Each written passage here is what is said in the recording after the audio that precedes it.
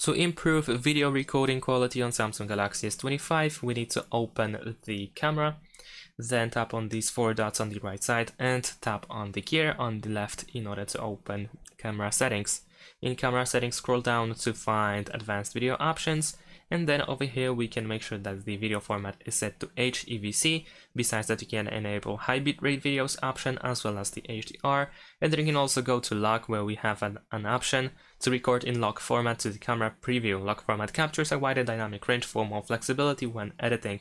So if you care about the lock, then of course we can switch even to normal video mode, because by default it is set to pro video mode only.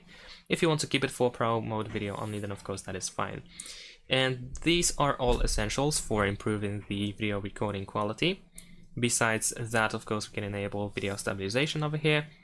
And if we go to the video mode, in the top right corner here, we can switch to a different resolution. So we can, for example, set 8K resolution. And if you're looking for the pro mode for recording videos, go to more.